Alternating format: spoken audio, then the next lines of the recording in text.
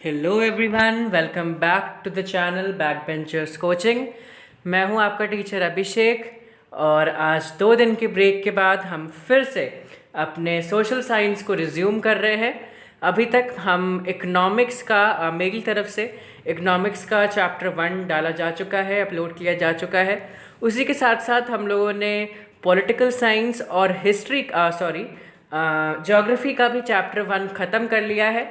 और अब हम शुरू करेंगे एक नया चैप्टर अपने इकोनॉमिक्स में, जो है chapter number 2, sectors of the Indian economy. बहुत ही इंटरेस्टिंग चैप्टर है बच्चों, ये इतना कुछ ज़्यादा हार्ड भी नहीं है। अगर हम इसे पढ़ना शुरू करेंगे तो ये बहुत इजी चैप्टर है, ठीक है। So let's start. देखिए, इससे पहले कि हम अपने इकोनॉमी के सेक्टर्स को जानें, सबसे पहले ये जानते हैं कि हमारी इकोनॉमी कैसी इकोनॉमी है। हमारे पूरे वर्ल्ड की अगर हम बात करें तो पूरे वर्ल्ड में 3 इकनॉमीज़ होती हैं, ठीक है। वो 3 इकनॉमीज़ कौन कौन सी होती हैं? हो सकता है आप लोगों ने सुना हो सकता है ना सुना हो।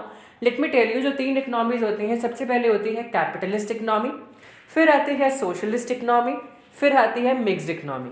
अगर हम कैपिटलिस्ट इकनॉमी की बात करें तो ये इकनॉमीज़ ऐसी इकनॉमीज़ होती हैं जहाँ पे जो इकनॉमी होती है उसका मेन एम होता है प्रॉफिट मेकिंग, ठीक है। और अगर हम बात करें सोशलिस्ट इकोनॉमी की तो यहाँ का मेन एम होता है सोशल वेलफेयर, ठीक है। और अगर हम मिक्स्ड इकोनॉमी की बात करें तो यहाँ पे सोशलिस्ट और कैपिटलिस्ट दोनों के फीचर्स होते हैं। यहाँ पे प्रॉफिट एम भी होता है और उसी के साथ साथ सोशल वेलफेयर का भी एम होता है।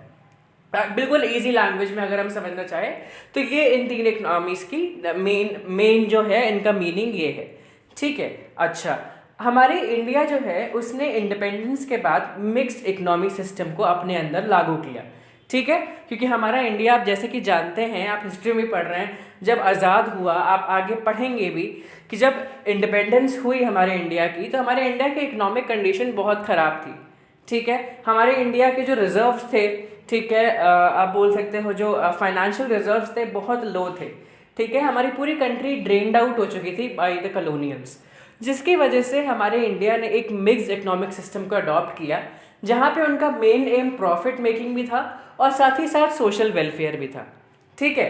अच्छा, अब हमारे इंडियन इकोनॉमी को 3 पार्ट्स में डिवाइड किया जाता है। ये 3 पार्ट्स बोल सकते हो, ये 3 सेक्टर्स बोल सकते हो, ठीक है। और ये 3 सेक्टर्स क्या हैं? ये 3 सेक्टर्स होते हैं प्राइमरी सेक्टर, सेकेंडरी सेक्टर और टर्शरी सेक्टर, ठीक है। अच्छा, ये आप पहले भी पढ़ चुके होंगे, 9th क्लास में आपने पढ़ा था और भी पहले आपने पढ़ा होगा कि हर इकोनॉमी में 3 सेक्टर्स होते हैं, प्राइमरी, सेकेंडरी और टर्शरी। अब हम प्राइमरी सेक्टर की बात करें तो हमें प्राइमरी से ही समझ में आ रहा है कि सबसे पहला, ठीक है, प्राइमरी सेक्टर में आता है वो सभी सेक्टर्स, वो सारे काम जो हमारे एग्रीकल्चर या फिर डायरेक्टली रॉ मटेरियल से रिलेटेड होते हैं। अब आप ध्यान से सुनो, किसी भी चीज़ को बनाने के लिए सबसे पहले क्या करना होता है? रॉ मटेरियल्स को प्रोक्योर करना पड़ता है, रॉ मटेरियल्स को लेना पड़ता है, रॉ मटेरियल्स को बनाना पड़ता है, राइट। तो इसीलिए रॉ मटेरियल हर एक प्रोसेस का सबसे पहला काम होता है। इसीलिए ये रॉ मटेरियल से रिलेटेड जो काम है इसको हम प्राइमरी सेक्टर बोलते हैं, ठीक है। अच्छा, so let's go to our notes now. अच्छा, मैं आपको पहले सेकेंडरी सेक्टर के बारे में बता दूं।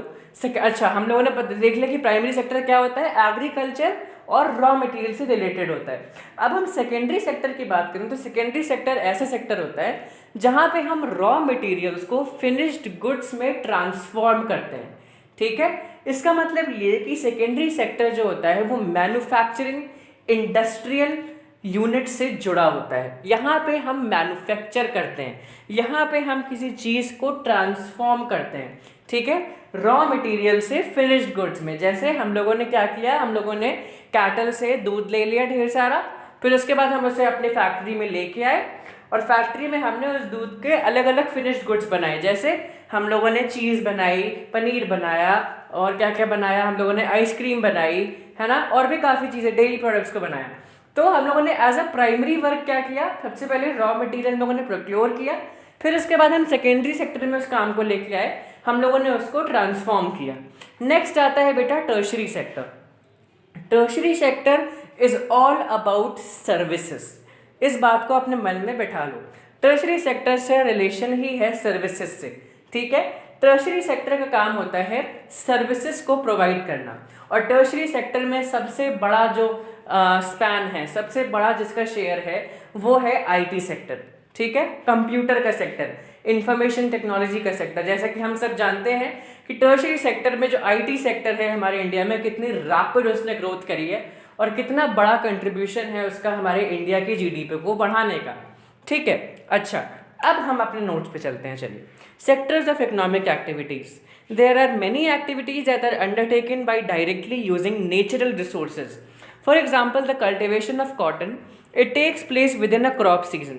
So when we produce a good by exploiting the natural resources, it is an activity of primary sector. बहुत अच्छी definition है, देखो, जब हम natural resources का use करके, उसको exploit करके जब हम कोई चीज़ बनाते हैं तो हम उसे प्राइमरी सेक्टर में उस एक्टिविटी को लेके आते हैं, ठीक है। जैसे कि हम क्रॉप्स उगा रहे हैं, या हम एनिमल हस्बेंड्री कर रहे हैं, या हम कैटल्स को पाल रहे हैं, ठीक है, कुछ भी ऐसे रिलेटेड काम, ठीक है, या हम सेरिकल्चर, हॉर्टिकल्चर या वेटिकल्चर में इंगेज्ड हैं। आई होप आपको ये टर्म्स पता हैं, आप लोगों ने 9th और 8th में इन टर्म्स को पढ़ा होगा, ठीक है। अच्छा, now since most of the natural products we get are from agriculture, dairy, fishing, forestry, ये सारे काम जो हैं एग्रीकल्चर और रिलेटेड सेक्टर में जो आते हैं, ये सब जो हैं वो प्राइमरी सेक्टर के अंडर आते हैं। अब हम आते हैं सेकेंडरी सेक्टर पर। तो the secondary sector covers activities in which natural products are changed into other forms through ways of manufacturing that we associate with industrial activity. It is the next step after the primary. ठीक है, क्या बात मतलब हुआ? Secondary sector ऐसी activities को cover करता है जहाँ पे नेचुरल चीज़ें, नेचुरल प्रोडक्ट्स कहाँ पे चेंज किया, कैसे, किस में ट्रांसफॉर्म किए जाते हैं? Industrial activity, in the sense आपका इंडस्ट्रियल एक्टिविटी के थ्रू या मैन्युफैक्चरिंग के थ्रू फिनिश्ड गुड्स में ट्रांसफॉर्म किए जाते हैं, ठीक है। अच्छा, secondary sector gradually becomes associated with different kinds of industries that came up, it is also called as industrial sector. जिस तरीके से हम प्राइमरी सेक्टर को एग्रीकल्चरल सेक्टर भी बोलते हैं, उसी तरीके से हम सेकेंडरी सेक्टर को इंडस्ट्रियल सेक्टर भी बोलते हैं, ठीक है। अच्छा, after primary and secondary there is a third category of activities that fall under tertiary sector and is different from the above two. These are the activities that help in the development of primary and secondary sector. Tertiary sector की जो services होती है ना, उन services का जो काम है वो प्राइमरी सेक्टर वाले भी लेते हैं और सेकेंडरी सेक्टर वाले भी लेते हैं, ठीक है। बहुत इंपॉर्टेंट पॉइंट है बेटा ये। Transport, storage, communication, banking, trade, IT, teaching, जितनी भी सर्विसेज हैं ये सारी सर्विसेज टर्शरी सेक्टर के अंदर आती हैं। Since these activities generate services rather than goods, the tertiary sector is also called as service sector. क्योंकि टर्शरी सेक्टर गुड्स नहीं प्रोड्यूस करती हैं बल्कि केवल सर्विसेज प्रोड्यूस करती हैं, इसीलिए हम टर्शरी सेक्टर को सर्विस सेक्टर भी बोलते हैं। तो हमने कौन कौन से सेक्टर्स पढ़े? प्राइमरी सेक्टर, सेकेंडरी सेक्टर और टर्शरी सेक्टर, जिन्हें हम क्या क्या बोल सकते हैं? एग्रीकल्चरल सेक्टर, इंडस्ट्रियल सेक्टर और सर्विस सेक्टर, ठीक है। अच्छा, अब हम तीनों सेक्टर्स का एक कंपैरिजन करते हैं। चलिए, पहला point, the various production activities in the primary, secondary and tertiary sectors produce a very large number of goods and services. Also, the three sectors have a large number of people working in them to produce these goods and services. There is one precaution one has to take, not every good that is produced and sold also needs to be counted. अच्छा, पहला point करते हैं, the various production activities in primary, secondary, tertiary sectors produce a very large number of goods and services but obvious, ठीक है। अच्छा, ये तीन सेक्टरों में काफ़ी सारे लोग एंगेज्ड होते हैं जो इन सर्विसेज और गुड्स को प्रोड्यूस करते हैं, ठीक है। अच्छा, यहाँ पे एक प्रिकॉशन लेना पड़ता है कि हर वो गुड जो कि प्रोड्यूस हो रहा है इन सेक्टरों में, हम उसे काउंट नहीं करते, ठीक है। हम केवल फाइनल गुड्स एंड सर्विसेज को काउंट करते हैं। ये बेटा बहुत इंपॉर्टेंट चीज़ है, इसे हम बोलते हैं प्रॉब्लम ऑफ डबल काउंटिंग, ठीक है। जब हम किसी चीज़ को डबल काउंट कर रहे हैं, अब इसको ध्यान से पढ़ना शुरू करते हैं 5th पॉइंट से। For instance, a farmer who sells wheat to a flour mill for ₹8 per kg, the mill grinds the wheat and sells the flour to a biscuit company for ₹10 per kg, ठीक है। इस तरीके से हमने क्या देखा कि फार्मर ने फ्लोर मिल से 8 पर केजी में क्या कहते हैं, फार्मर ने सेल किया फ्लोर मिल को 8 पर केजी में अपना बिस्किट, सॉरी अपना फ्लोर से वो किया, सेल किया, ठीक है। फिर उसके बाद उस फ्लोर मिल ने क्या किया, उस गेहूं को आटा में बना तब्दील करके, आटे में बदल के उसको एक बिस्किट कंपनी को 10 पर केजी में सेंड कर दिया। अब यहाँ पे हमने देखा कि यहाँ पे वैल्यू ऐड हुई है, ठीक है। तो यहाँ पे जब वैल्यू ऑलरेडी ऐड हो चुकी है तो हम अब इन फार्मर से जो कंपनी के उसके पास आया फ्लोर मिल से, और फ्लोर मिल से जो बिस्किट के पास गया, बिस्किट कंपनी के पास गया, उन चीज़ों को अब हम नहीं गिनेंगे। अब हम डायरेक्टली उस मनी को गिनेंगे जिस मनी से बिस्किट कंपनी जो है वो अपने बिस्किट को रिटेल मार्केट्स में बेचेगा, ठीक है, क्योंकि उसमें ऑलरेडी वैल्यू एडेड हो चुकी है। अगर हम उस वैल्यू को वापस ऐड करेंगे तो हम उस चीज़ को डबल काउंट कर लेंगे, ठीक है। इसी को हम बोलते हैं बेटा इंटरमीडिएट गुड्स। यहाँ से एक कंसेप्ट हमें बन के आता है जिसको हम बोलते हैं इंटरमीडिएट गुड्स। अब हम सीखते हैं कि आखिर ये इंटरमीडिएट गुड्स क्या होते हैं। So intermediate goods are used up in producing final goods and services. The value of final good that are used in making the final goods. Intermediate goods बेटा वो होते हैं, आप उन्हें बोल सकते हो रॉ मटेरियल, ठीक है। ये वो गुड्स होते हैं जिनकी मदद से हम फाइनल गुड्स एंड सर्विसेज को बनाते हैं। जैसा कि हमें बिस्किट बनाना था तो बिस्किट में हमें क्या क्या इंटरमीडिएट गुड्स लगे। सबसे पहला इंटरमीडिएट गुड लगा हमें गेहूं, फिर उसके बाद गेहूं से उस गेहूं को किस में बदला गया, आटे में, तो दूसरा आटा हमारा इंटरमीडिएट गुड बन गया। और फिर आटे से फाइनली किसके पास आया, वो बिस्किट कंपनी के पास आया, और बिस्किट ने उसको फाइनल प्रोडक्ट में उसको कन्वर्ट कर दिया, ठीक है। अच्छा, the value of final goods and services produced in each sector during a particular year provides the total production of the sector for that year. The sum of production in the three sectors gives what is called as gross domestic product, GDP of the country. It is the value of all final goods and services produced within a country during a particular year. GDP shows how big the company is. दूसरा concept हम लोगों के पास आता है GDP का। क्या होती है जीडीपी? ग्रॉस डोमेस्टिक प्रोडक्ट बेटा वो होता है तीनों सेक्टरों में जितनी भी गुड्स एंड सर्विसेज प्रोड्यूस हो रही हैं, फाइनल उनकी फाइनल वैल्यू को जब हम सम करते हैं, उनको ऐड करते हैं, तो हमें कंट्री की जीडीपी मिलती है, ठीक है। अगर आप 10th के बाद आगे चल के 11th अपने इंटरमीडिएट 11th 12th में कॉमर्स स्ट्रीम लेते हैं तो आप इस जीडीपी के बारे में और ज़्यादा डिटेल में पढ़ेंगे और इस पूरे के पूरे इकोनॉमिक सब्जेक्ट के बारे में आप और डिटेल में इसकी स्टडी करने पाएंगे, ठीक है। Anyways, primary secondary and tertiary sectors in India. Now ये जो डेटा है बेटा, इस डेटा को आपको रटना पड़ेगा क्योंकि इसमें कोई ऑप्शन नहीं है आपके पास। इन डेटास को आपको अच्छे से रटना पड़ेगा। अगर आप नहीं रटना चाहते हैं तो आप इस पार्ट को छोड़ सकते हो, ठीक है। पूरा पार्ट नहीं, इस पार्ट को, primary secondary and tertiary sector in India, इस पार्ट को अगर आप चाहो तो छोड़ सकते हो। लेकिन अगर आप चाह रहे हो कि आपके स्कोर 80 अबव या 85 अबव या 90 अबव तक स्कोर चले जाएं तो मैं सजेस्ट करूँगा कि आप इसको ज़रूर से पढ़ें, ठीक है। Now over the 40 years between 1971 to 1972 and 2011 to 2012, while production in all the three sectors has increased, it has increased the most in the tertiary sector. जैसा कि मैंने कहा था कि tertiary sector में सबसे ज़्यादा rapid growth हुई है. As a result, in the year 2011-12, the tertiary sector has emerged as the largest producing sector in India, replacing the primary sector. There could be several reasons why tertiary sector becoming so important in India. बहुत important point है बेटा, इसको अच्छे से पढ़ना। क्या क्या reasons हैं जिसकी वजह से टर्शरी सेक्टर हमारे इंडिया में बहुत इंपॉर्टेंट हो गया है कुछ पिछले सालों से? पहला रीज़न क्या है? First, in any country several services such as hospitals, educational institutions, post and telegraph services etc. are required. These can be considered as basic services. In a developing country, the government has to take responsibility for the provision of these services. बहुत obvious सी बात है कि हर एक country में ये ऐसी basic services जैसे hospital, school, college, post, telegraph services, teaching, ठीक है, और हमारा रेलवेज है ना, जितनी भी सर्विसेज हैं, ये सर्विसेज तो हर कंट्री में सबको बेसिक रिक्वायरमेंट होती ही होती है और इन कंट्री और इन सर्विसेज को प्रोवाइड करना गवर्नमेंट की रिस्पॉन्सिबिलिटी होती है। इसीलिए ये सर्विसेज काफ़ी हद तक हमारे इंडिया में बढ़ी हैं। सेकंड रीज़न क्या है? The development of agriculture and industry leads to the development of services such as transport, trade, storage and like we as we have already seen. जब एग्रीकल्चर एंड इंडस्ट्रियल सेक्टर मतलब primary और secondary sector में development होता है तो वहाँ के development के साथ साथ टर्शरी सेक्टर की सर्विसेज में भी डेवलपमेंट होता है, क्योंकि ऑब्वियस सी बात है जब एग्रीकल्चर और इंडस्ट्रीज बढ़ेंगी तो ट्रांसपोर्ट है ना, ट्रेड, स्टोरेज जैसी सर्विसेज में भी बढ़ाव होगा। ठीक है।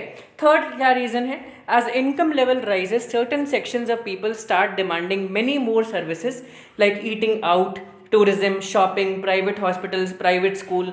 ठीक है, जब आप अमीर होने लगते हो, जब इनकम लेवल राइज होने लगता है तो कुछ लोग और अच्छी सर्विसेज और ज़्यादा सर्विसेज को डिमांड करना शुरू कर देते हैं, जैसे बाहर रेस्टोरेंट में खाना खाना है ना, घूमने जाना, शॉपिंग करना, प्राइवेट हॉस्पिटल में एडमिट कराना अगर कोई बीमार हो रहा है, प्राइवेट स्कूलों में अपने बच्चों को पढ़ाना। ठीक है। और फोर्थ क्या रीज़न है, ओवर द पास्ट डेकेड और सो certain new services such as those based on information and communication technology have become important and essential। जैसा कि मैंने कहा था कि टर्शरी सेक्टर में सबसे ज़्यादा शेयर किसका आ गया है, आईटी सेक्टर का। ठीक है, इंफॉर्मेशन टेक्नोलॉजी के सेक्टर का।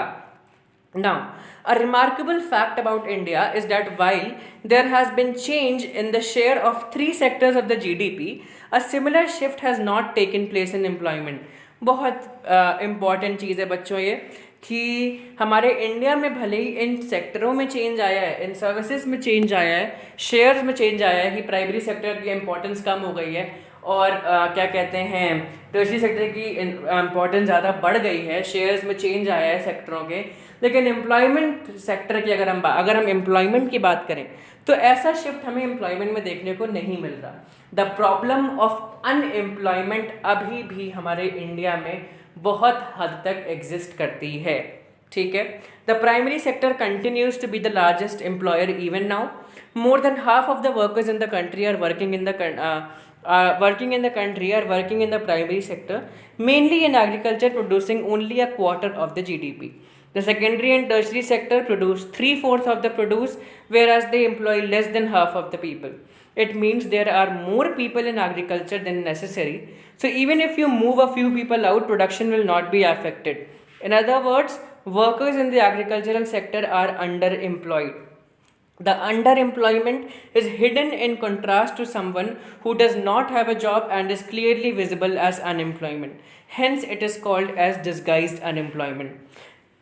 We see other people of the service sector in the street pushing a cart or selling something where they may spend the whole day but earn very little. They are doing this work because they do not have better opportunities. ठीक है, हमें एक नया term देखने को मिला, क्या है, डिस्गाइज्ड अनएम्प्लॉयमेंट। क्या होता है बेटा डिस्गाइज्ड अनएम्प्लॉयमेंट? देखो, डिस्गाइज्ड अनएम्प्लॉयमेंट बेटा वो अनएम्प्लॉयमेंट होता है जहाँ पे कोई हमें काम करता हुआ दिखता ज़रूर है पर उसके काम करने से उस काम में कोई वैल्यू ऐड नहीं हो रही होती। समझो आपके चाचा की एक ज़मीन है और चाचा के 5 बच्चे हैं। ठीक है, अब छोटी सी ज़मीन है और छोटी सी ज़मीन में पहले अपने एक बच्चे को लगाया खेती बाड़ी करने के लिए, अच्छी सर्विस चलने लगी। ठीक है, अच्छा हमें रिटर्न मिलने लगा। फिर अपने दूसरे बच्चे को भी लगा दिया तो हमारा प्रोडक्शन और बढ़ गया। फिर हमने तीसरे बच्चे को भी लगा दिया, 5 बच्चे हैं ना, तीसरे बच्चे को भी लगा दिया तो हमारा जो प्रोडक्शन में जो पैसे मिल रहे थे वो बिल्कुल मैक्स लिमिट पे चले गए। ठीक है, अब क्या किया, अब हम लोगों ने अब चाचा ने चौथे बच्चे को भी लगा दिया। ठीक, अब चौथे बच्चे को लगाने से क्या हुआ, चौथे बच्चे को लगाने से जो हमारी प्रोड्यूस थी वो बढ़ी नहीं। अगर हमें प्रोड्यूस समझो 500 रुपये हमें वापस मिल रहे थे एज ROI, हमें वापस मिल रहा था पैसे, वो चौथे बच्चे को लगाने के बाद भी हमें 500 ही रुपये मिल रहे हैं। हमारे प्रोड्यूस में हमारे जो रिटर्न मिल रहा था उसमें कोई बढ़ोतरी नहीं हुई। ठीक है, अब उन्होंने क्या किया, 5वें बच्चे को भी लगा दिया। अब 5वें बच्चे को लगाते साथ ही बेटा क्या हुआ कि वो जो 500 था वो 500 से नीचे हो गया और नीचे जाके कहाँ चला गया पता है आपको? नीचे जाके बेटा चला गया वो 400 पे चला गया। अब आप कहोगे बेटा यार ये कैसे हो रहा है यार, अभी 3 बच्चे तक चल रहे थे तो 100 हुआ, 200 हुआ, 300 हुआ, है ना। क्या कहते हैं, जब चौथे बच्चे को लगाया, मैं 500 को चेंज करते हैं, चलो 400 हुआ। ठीक है, सॉरी 100 हुआ, 200 हुआ, 300 हुआ, चौथे बच्चे को लगाया तब भी 300 रहा। ठीक है, बढ़ोतरी नहीं हुई लेकिन उसी पे रहा। अब जब चौथे बच्चे को लगाया तो चलो 400 हो गया, 400 तक हो गया, 400 400 400 400, और जब 5वें बच्चे को लगाया तो वो 300 पे चला गया। क्यों घटा? घटा इसीलिए बेटा क्योंकि ये डिस्गाइज्ड अनएम्प्लॉयमेंट है। डिस्गाइज्ड अनएम्प्लॉयमेंट मतलब ये कि अगर हम अपने 5वें और चौथे बच्चे को यहाँ से हटा दें तो हमारी प्रोड्यूस में कोई भी असर नहीं पड़ेगा और हम वैसे ही का वैसे 300 या 400 कमा रहे होंगे।